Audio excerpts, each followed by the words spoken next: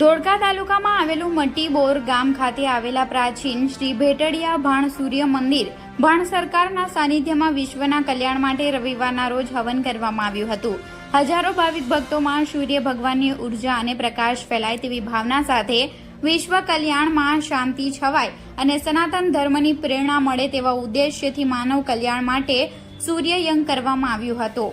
ભેટડિયા ભાણ સૂર્ય મંદિર અન્ન પૌરાણિક અને ચમત્કારિક સૂર્ય મંદિર છે, જેનો શાસ્ત્રોમાં અને પુરાણોમાં ઉલ્લેખ કરવામાં આવ્યો છે।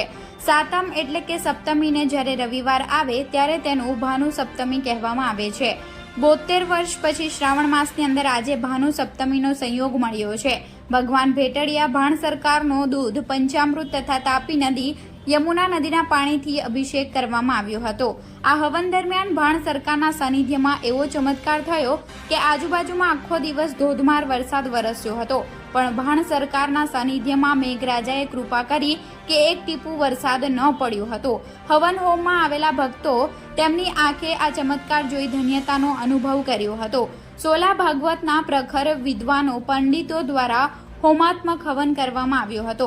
ગુજરાત સરકારના ઉચ્ચ અધિકારીઓ, ધંધુકાના ધારાસભ્ય કાળુભાઈ ડાભી સાહેબ, મોટી બોરુ ગામના સ્વયંસેવક અજયભાઈ મકવાણા તેમની ટીમ સાથે સેવામાં હાજર રહ્યા હતા। આજુબાજુના વિસ્તારના ભાવિક ભક્તો હાજર રહ્યા હતા।